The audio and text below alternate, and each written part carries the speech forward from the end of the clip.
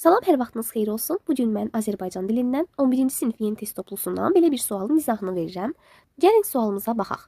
Cədvələ əsasən köməkçi nitq hissələri ilə bağlı uyğun fikirləri müəyyən edin. Deməli, nümunəmiz verilib, fikir verilib və hökm verilib. Təbii ki, doğru olan fikirlər götürməliyik.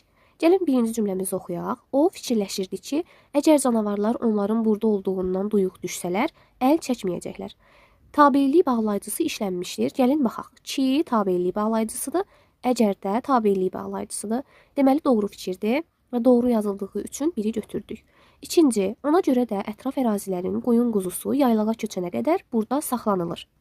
Qoşma və quruluşca mürəkkəb tabelilik bağlayıcısı işlənmişdir.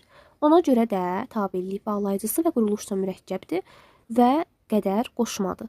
Deməli, bu doğrudur, amma burada yanlış yazılıb deyə biz bunu götürmürük. Üçüncü, görəsən səhər işığı canavarların onlardan əl çəkməsinə kömək edəcəkdimi?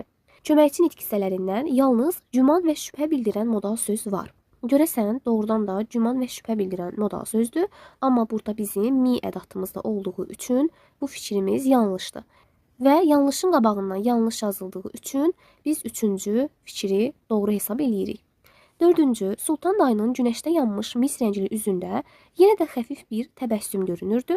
Bağlayıcı, də və sayla amonimliyi olan ədat işlənmişdir 1. Deməli, bu fikir doğrudur, amma yanlış yazıldığı üçün 4-ü silirik.